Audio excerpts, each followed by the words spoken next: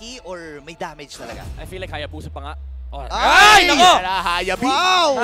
Kasi kung tatanungin mo lahat ng jungler na magagaling sa Pilipinas, pag tinignan mo yung heroes ng Blacklist International, may isang inherent problem yung Blacklist. Wala silang catch. Ayun nga no, wala nga pang Fredrin lang. Tapos ang masama pa nun, ang Quad Shadow ay nakakalusot. Hindi yung dash eh, blink yun eh. And that's going to be a very interesting mechanic, no? It's going to be up to Irad to find the Leslie, find the Novaria sa likod, or even the Gord. Dahil medyo mahirap lumapit kung naglalakad ka. Ang catch dito ay dapat hindi naglalakad tong Hayabusa na to. Yeah. I think sabi ni Irad coach, easy game Hayabusa to. Number 1, he's a huge threat against the Novaria. Number 2, it's easy to invade with the Hayabusa against the Fredrin. Number 3, hindi nakakatakas yung Leslie sa OK Shadow Kill. Yeah, and mahirap dito, wala talaga silang lockdown na pwedeng ipanghawak dito sa Hayabusa na to. Yeah, pag tumama yung stun ng isang Gord, pwede naman. Pero kasi masyadong malikot talaga itong Hayabusa na to. Let's see kung ano mangyayari. Game 1, Blacklist International laban sa RSG Philippines. Di naging maganda ang debut match ng Blacklist at gustong-gusto nilang bumawi ngayon. Pero for RSG, kakayanin nga ba nila ang slow-paced game for this game number 1? O may bago kaya silang ipapakita sa atin? Alam mo, for the side of Blacklist, no, they have a really strong contesting lineup pagdating sa team fights kasi meron silang frontline in the form of the Fredrin and the Terizla. Tapos meron kang long-form damage na nanggagaling kay Renegade na Roam, Novaria. Wow. And then yung mga snipes come na from Oheb. Pero I like this, Eman! Ayan, oh no! 1v1, Oheb and Eman. Pero nandun pala si Renegade sa may bandang likod. Kabisado ni Eman yung Claude Leslie matchup. Before, malaking counter talaga si Leslie kay Claude. Pero nowadays, late game counter siya kay Claude. Pero yung laning stage, it's based on kung sino yung mas may capacity lumamang sa lane na yun. And with both of them rocking the Quantum Charge, lamang ng konti si Eman kasi number 1 nakakakuha siya ng attack speed from the stacks ng Art of Thievery. Uy, pero na-force yung flicker dito mula kay Eman habang sa kabilang panig naman ng ating mapa, Nats at Edward rito, nagkukumusta lang. Kumusta, tol? Oh, kumaga tinginan lang dahil wala naman mukhang magpapatayan dito sa XP lane, and that's Light burning the flicker doon sa may bandang ibaba. Magiging importante yan para sa pinakauna nating turtle fight kung saan nakapwesto na si Irad, pero 3 miyembro ng Blacklist ang kanyang haharapan, pero babalik din naman sa kanyang Quad Shadow. May pag-ambang ginagawa si Irad dito, and ito yung nakakatakot sa isang Hayabusa, no? Pero doon sa pagkakataon kasi na yun, 3 members yung sa harapin niya at magkakaroon na rin siya ng purple. So most likely ito yung uunahin niya or makipaghawakan lang muna itong si Nats doon sa first lord ng ating game. Tignan natin. 2 minutes in at ito na nga ang pinakaunang turtle. Hihilain agad ni Sensui at mukhang kontrolado ito ng Blacklist. Ipapamigay nga ba ito ng RSG? Pupwesto na si Nats. Nandyan na rin si Light. Wala pang primal wrath ang edit na to. Pero mukhang mapo-poke down siya ng bahagya lamang. Sensui ngayon, kontrolado ang turtle. Napapaatras dito itong si Haji. Kailangan niya ng bumela. Pero doon yung kanyang ultimate. Habang si Light naman ay may ipit makaka-primal rat. Pero mapapatay siya si Edward habang si Nats ngayon ay iikot at aabutan with the flicker. Wow, grabe yung timing na ipinakita dito ni Nats habang si Eman ay follow up pa nga rin lang sana. Pero pulasan na kagad ang RSG. 1-for-1 trade, pero turtle ay napunta sa RSG Philippines. Nightmid, paano nakalamang ang RSG doon? Well, mahirap kasi sa lineup ng Blacklist International. Again, wala silang catch versus the Hayabusa. And ang kinagandaan dito sa Turtle Dance, I would say, ng RSG is meron silang export sa frontline. And napilitan si Edward gamitin yung penalty zone sa mga heroes na nasa harap. Pero again, meron kasing quad shadow na pwedeng gamitin si Irad dito. Ang ganda pa ang ginawa niya, dinelay pa niya yung retry. Pag shadow niya, sabi niya, sige, retryin mo. Nung naparetry na si Sensui, may natirang 700 pesos. And nakuha ni Irad yung turtle. Grabe, mechanics talaga is real na nagmumula dito kay Irad. Na 5-man ban during our drafting phase, pero mukhang nakakagalaw pa rin ng masaya in this game number 1. Maliit pa lang naman ang kalamangan ng RSG Philippines. Ano bang pwede nating makita mula sa Blacklist? Pero teka lang, ayan na nga! Ito na yung mga pwede nating makita at binalibag na kagad ito si Sensui habang sila may ipit. Irad with a kill. First kill para dito sa kanilang jungler. Ako, nahuli si Sensui doon. Buti na lang wala pang objectives. But Eman goes in, placing too wet. Pero wala pa masyadong damage. Yeah. Grabe, 2-in-1 yung ginawa ni Eman doon. Clear niya yung wave. while also harassing both Renegade and Oheb. Even though na-poke siya nung Leslie, nabababa yung kanyang HP, okay lang. Kasi at this point, level 5 na sila, hindi na masyado nagmamata yung laning stage kay Eman. Kasi basta may minion wave na hindi nang or ayaw nang saluhin ni Aqua sa may mid lane, pwede rin siya mag-double wave. Pero ina-apply pa rin nila na pressure talaga si Oheb. Nako, yung pressure talaga ay makikita natin para dito sa RSG sa may bandang ibaba. And ito naman talaga yung usually na makikita mo kapag may Hayabusa or Ling, lagi talagang target niyan ay yung gold laner kasi masyadong malambot and light dito ay sobrang aktibo rin. Kaya natutuwa rin ako na makita na itong dalawang roamers natin magkaiba ng mechanics pero parehas nagpapakitang gilas. Second third of the game, sinisimulan naman ng RSG. Ang unang pagong ay napunta sa kamay ng mga Raiders at mukhang lalabanan muli ng Blacklist International ang turtle na to at hindi nila itutuloy. Grabe yung ginagawa ni Nats kay Sensui. Every single time, siya yung nauuna sa turtle, siya yung nag-hold. Kasi alam niya, hindi naman kailangan mag-rush ng RSG na turtle having an assassin on their side. Ito yung typical na ginagawa ng mga junglers. Kinukuha lang nila yung mga farm. They're willing to trade the turtle away para mas makasecure muna ng farm si Ira. This time around, di sila abot. Sensui was able to secure the turtle. But look at the levels. Level 9 si Irad. So RSG, parang at best, makuha natin yung turtle. Pero I won't slow down my levels on the Hayabusa. 2-level gap. Grabe ang pinapakita ni Irad ngayon. Hindi man kataas ang ating kill score, nakakita talaga tayo ng mga maliit na kalamangan mula sa RSG. With an 800 gold lead, Edward ngayon ang binibigyan at mukhang hinihintay lamang ni Irad ang tamang oras para pumasok dito. Yeah, ito na yung tamang oras. I-clear nila ng mabilis yung minions para nga naman masolo ni Edward if ever man. Pero magde-decision dito si Irad na umatras sa kabilang panig naman ng ating mapa. Gagamitin yung ultimate snipe mula dito kay Oheb. Aqua ay nandun sa may habang placing duets. Ngayon, si Light naman ay mapapa-primer dot na. Aqua papasok pero si Haji ang makakakuha ng kill na yun. Nandun yung Astral Echo. Masyadong malayo itong si Irad para maka-backup. Pero ang plano pala niya, i-clear yung minions at may potential na pagbasag sa gitna. 4v3 scenario doon sa may bandang baba at nakalamang ang Blacklist International. Palapit na naman ang palapit sa equalized game ang ating gold lead. Ang mukhang long game, nararamdaman ko na midnight Pili ko 20 minutos ulito Well, depende to sa magiging capabilities ng RSG pagdating ng mid to late game. Kasi kapag dating ng ultra late game, kawawa sila sa Leslie. So if you're RSG, you don't really want to be fighting on that territory. So as much as possible, i-abuse nila dapat yung mid game team fight capability nila, especially with the X-Borg. Pero ang isang problem nila dito, however, is yung tower pusher nila, which is yung Claude, ay may hirapan din na basta-basta lang mag-take ng towers kasi ang dami ring pang-punish ng Blacklist International. Number 1, lagi silang kita ng Novaria. So, hindi rin ganun kadali mag-start ng team fight. And of course, yung wave clearing capabilities ng Blacklist, yung ultimate ni Gord, pwede mo kasing gamitin yan pang wave clear, tapos meron ka bang penalty zone. Pati yung Lord natutunaw nun no? Yeah. Yeah, iba kasi yung yung damage nun. Lalo na parang may true damage siya na magical, di ba? Every time na parang nagpo-proc yun sa kanyang passive. And of course, ngayon ay Turtle ay buhay na rin.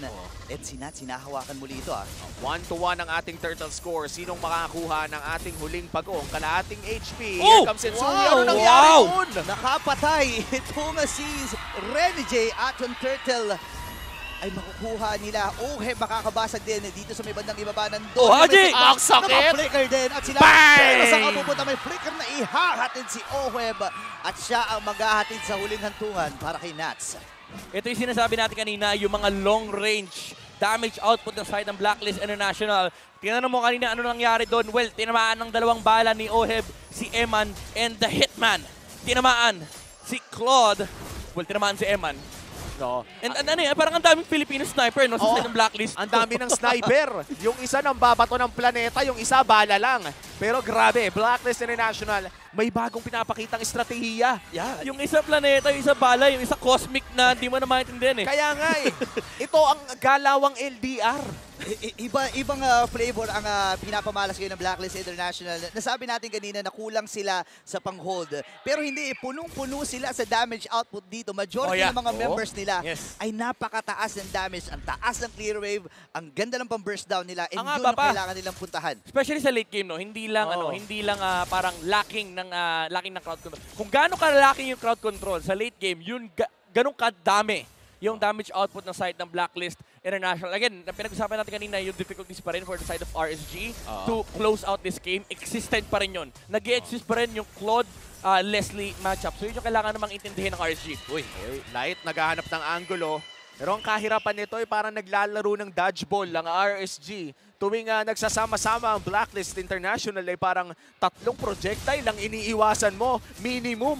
Ang dami mo kailangan isipin dito eh. Una yung posisyon nyo kasi lagi nare-reveal mula dito kay Renegade. And by the way, ang gaganda ng pagkakalapag niya ng Astral Echo patungo doon sa mga objectives na gusto nilang puntahan. Ngayon, 7 seconds, ay mabubuhay yung Lord at ang dalawang junglers natin halos malapit lang dito. 5v5 ang mukhang mangyayari dito sa ating first Lord of the game, Sensui. Nahanap si Nats at ang sakit na ni Haji, men. Swimming pool pa lang yung nilapag niya. Paano pa kaya pag may beach ball na? Nakikita natin yung continuous damage, kayang-kayang tunawa yung Firago armor na meron itong si Nats. No? Parang mapapaisip siya dito, kailangan ko bang kumuha ng magical damage or physical? Aray! Kasi ang dami mo kailangan i-considera ngayon. Kalahati yung buhay ng Lord at si Light at itong si Nats ay nahihirapan at kailangan nilang ipilit na kumuha. Pero sa may bandang ibaba, Torre lamang ang tinatrabaho ni Eman. 4v5 ang magiging sitwasyon habang si Light dito. Tira! Habang andito na yung ultimate dito ni Nats. Aqua dito ay may ipit mula kay Edward. At nandun yung penalty zone. Habang sa may bandang ibaba pala, si Eman ay tumatrabaho din. Double kill para kay Agent Zero. At si Emma naman ngayon ay inuubos na ang bandang ibaba. Lord para sa inhib. Makukuha nga ba ni Emma ng Lord doon? Pero Lord secured pala. Secured for Blacklist International. Yung inhib hindi nakuha. Yeah, it's a bigger objective for the side of Blacklist International kasi hawak nila yung Lord. Wala magagamit yung RSG na potentially pangsara ng game. And Edward is able to defend against Eman. Pero RSG, they might have been happy with just that trade kasi parang do your best in a team fight, try to win it. Pero okay lang kahit hindi kasi nagpupush yung Claude. Pero top lane though, wow! Nabura lang ng parang ganun. Yung damage ni Oheb ay nararamdaman na makabagong sniper ang kanyang ipinapakita. Ito, hindi mo na kailangan itutok. Oo, Pindot-pindot na lang, no? Oo, pindot-pindot na lang pero masakit pa rin. nakargado na eh. Ang nakakatuwa dito kasi hindi mo alam kung saan manggagaling lahat ng damage dito ng Blacklist International. Pwedeng malapitan, pwedeng galing sa malayo. At doon nahihirapan ng RSG ngayon. Mapipilitan mag-loss insanity para lang ma-maximize yung Firago armor. At kita na naman sila. Ito na naman yung problema eh. Ito yung sinasabi natin kanina. Ang dami nilang vision eh. Yung dalawang ultimate coming na from Renegade and Oheb. Talagang kita ng Blacklist International yung ruta nila papunta sa base ng RSG. Lord, yung Lord sa baba ay nauubos ni Eman. Pero again, yung front line, hindi na kinakaya ng RSG yung damage output. Tsaka yung mga pokes coming na from the Novaria and the Gord. Grabe ka na, my Rene J. Ang kita ang buong mundo at ang damage na rin ay hindi, as you said, Midnight, it's starting to overwhelm RSG. Ang hirap na nga umiwas, pag natamaan ka pa, extremely punishing yung pakiramdam. At saka, sinong mag-expect ngayon na itong si Rene J pala, unti-unti nang pumupunta sa ruta na nakakapag-utility na siya. Even Mage Roam, talagang nagagamay na rin niya, di ba? Sabi niya kay MTV tsaka kay Coach Dexter, Coach, ayoko na mag-set. Bakit? Gusto ko na yung mga yung mga Pangmalayuan. Yung ibabato ko yung pitches mula Georgia. Mga ganun. Parang sabi niya, gusto ko, blacklist talaga tayo. Talagang minintain nila yung identity ng team na ito, no? Na nasimula nila nung Season 7. Yeah. At ngayon, itong mga items, ano na pang meron? Meron ng Wind of Nature din, si Leslie Ay, dito. Irad! Irad! Ang sakit! Pero si Irad makakatakas din. Tingnan mo yung normal damage. Halos 2 bar ang nabawas dun kay Irad, pero nakakuha siya ng isa. Yeah. Crucial hero ito para sa Blacklist. Pero for the side of RSG, again, hindi ka na masyadong confident. Kasi aside sa nahihirapan na silang patayin yung mga heroes ng Blacklist International, yung Leslie, again, habang tumatagal yung clash, mas nag-favor yung team fight for Blacklist International. So, kailangan mga instant go lang yung makuha dito ng RSG. Pero pag tinignan mo yung lineup nila, hindi naman pang instant go to eh. Kahit nga yung Ogi Shadow Kill, sagot na siya ng Wind of Nature, which is a very big item coming up from Oheb. Kasi ngayon, hindi na niya kailangan intindihin kung saan nakapwesto yung Hayabusa tsaka yung Claude. Kung gusto mag-go ng Blacklist International, go lang tayo. Grabe, napaaga ang late game insurance dito ng Blacklist International with Oheb already reaching so many items. 13 minutes in, kailangan makahanap ng RSG Philippines ng isang ultra-fast na engage para mapabagsak ang Blacklist International in this game. Sisimulan na ng RSG Philippines, ang Lord. Ito na naman yung ginagawa ng Blacklist. Kita muli ang mga members ng RSG. Sinisimulan nila ito. Pero nagsimula na rin itong si Irad with the shadow kill. Pero may idea na sila. Wala nang itong si Haji. Oo, tama, wala na. Yun na nga ang ultra fast engage mula kay Irad. At si Eman ngayon ay masasaktan lamang ng bahagya, pero dahil dito may 4v5 scenario ang Blacklist International Wala for silang this poke, Lord. Uy, Sensui dito, may ipit ba? Basag kagad yung Firago Armor na doon si Light. Plano niya sanang iba. Penalty zone! Uy, pero nandun si Aqua. Habang si Edward nakakuha na rin ng isa, mapapatay yung Lord. At sino makakakuha nito? Si Sensui pa rin. Flicker na gamit na ni Nas ngayon. May flicker din ang pagsagot. Here comes si Habang Rad. buhay pa rin. Wala siyang shadow kill. Pwede siyang makapagsabayan ng normalan dito. Oy! Nakikipag-microan pa. Pero Oh, wala shadow, wala shadow. Oy, wala siyang shadow rito. Oh, Shadow no. kill shot. May ipit siya sa kupunan ng Blacklist habang si Aqua na lang ang natitira. Pwede pang Hindi habulin na pinauwi! Nako, hindi nakauwi si Aqua pero pinabayaan na ng Blacklist. Still, mukhang mahirapan magdepensa dito ang RSG. Magkakat. Hindi niya kaya magkat. May palabas sa Lord. Delikado ata Aqua rito. Mapapati, pinabuhay na rin naman si Light pero nirespeto nila yung baba ng timers na yon at yung Lord na nasa gitna ay pwede nilang i-capitalize. This might just be a big push for Blacklist International. Hinahanap pa rin nila ang kanilang pinakaunang victory this season. Saleko. Ito na ata ang push na gusto nilang hanapin. Kung may vision, ito na ang kanilang misyon. Unti-unting babagsakin lahat ng torre. Top, mid, bottom lane, may medyo malayo nga lang. Pero again, magandang pag-atake mula sa Blacklist. In fairness, may expert pa rin ng RSG. Oo. So hindi rin ganun kadali for the Blacklist International to not just break the code ng RSG, pero yung break the base. Kasi insane pa rin yung Firaga Armor and kayang-kaya pa rin nila i-hold yung base dito for the side of RSG dahil may damage and wave clearing capabilities din naman sila. Bot lane push mula dito sa Nuts! Blacklist. Nuts! Pumutok ang muntik na kanyang siya doon! HP at kamunti ka na nga. Si Eman ay makakabalik naman muna BMI pero si Irad, medyo delikado ha. Isa na lang! Tumama ang Astral Recall ni Rede J. Oh my From God. Peaches to Georgia. Ultra. Rekta na. Ultra fast snipe. Imagine mo, pagkatapos ng Oki Shadow Kill, paglabas niya, ang dami nakatutok sa kanya. Yeah, hindi lang yun kasi may kumukulo din. Nandun din yung Astral Meteor, so may additional slow plus si Haji. At ngayon masyadong malayo ang pag-atake dito ng Blacklist National. Basag kagad yung Firaga Armor dito or bababa sa maliit na percentage yung Firaga Armor at itutuloy ng Blacklist ang pagbasag sa bottom turret. Malayo ka pa lang, nararamdaman mo na ang pagmamahal ng buong Blacklist International. Ika nga, love hurts. Yeah. At yun ang nararanasan ng RSG Philippines ngayon. At this point, RSG, baka nagsara na yung window nila. Kasi this time around, Blacklist International, wala silang catch, pero may insurance sila sa damage output na pwede nilang ibigay. Nandyan yung damage ni Oheb, and nandyan din yung damage ni Renergy. Add to that, yung constant DPS, tsaka yung pokes na nanggagaling kay Haji. Hindi nga lang constant DPS yan eh. Annoying na crowd control to eh. Hindi ito yung insane CC na tulad ng mga Franco, ng mga Kaja, mga Kufra. Pero yung kapag nagkamali ka ng tapak, tayo ka talaga muna 2 seconds. Ang hirap. Kakaiba itong nangyayari ngayon. Blacklist International, dala-dala pa rin nila yung kanilang sabihin na natin na naging effective na formula sa mga international tournaments. At dito sa RSG nila susubukan kung ito bang atake na ito or ito bang komposisyon na ito ay gagana pa talaga. 12-4 ang ating score at yung Lord ay sinisimulan na rin. Ito na ata ang pinaka-intergalactic na lineup na aking nakita. 3 alien at napakalayo ang kanilang mga range. Talagang outer space ang galawan dahil hindi pa kayo nakakalapit. Ay parang mapipilitan na talaga kayong umulti na. Yung parang ganyan lamang. Napindot at yung Firaga Armor ni Expo. Ay, grabe. Ayaw pa uwiin! Mahirap ito pero masyadong malapit din si Irad. Pwede siya mag-watch shadow dito pero may idea si Edward eh. Hinahanap na nila kung saang damuhan nagtatago. Ang kupunan ng RSG. Nandun yung Oh Astral my goodness! Ito yung apak ni Edward, hindi lang zone yun. Nakaharang siya doon sa yung tatawiran ng shadow. Ben, na-imagine ko yung itsura ng joystick niya eh. Nakaganon lang.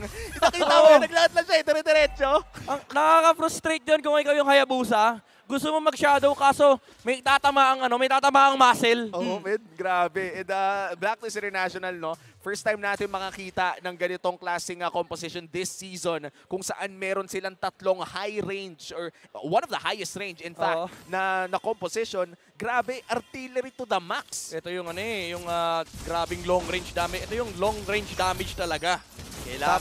Kailangan nang kumapit dito ng RSG Philippines habang si Nats Oras. pinipigilan niya doon sa mga Ay! Nicolas. Si OF dito makakuha na rin ang kill. Si Emma ang kanyang uunahin habang si Sui din popyo kay Immortality. Tirat. At mapapawin the traction ngayon si Nats. Wala na rin siyang Immortality rito pero buhay pa rin ang 5 members mula sa Blacklist. At unti-unti nang Penalty bumabagsak ang kupunan ng mga Raiders. Meron pa sila mga minions. Oh, heaven narito pa rin. At ang mga Aegis na makakakuha ng Game 1. And that winning moment is brought to you by our official sponsor, FWD Life Insurance. Ramdam mo ang energy ng mga agents ngayon. Unang panalo ng Blacklist International this season. Kakaiba yung pinakitang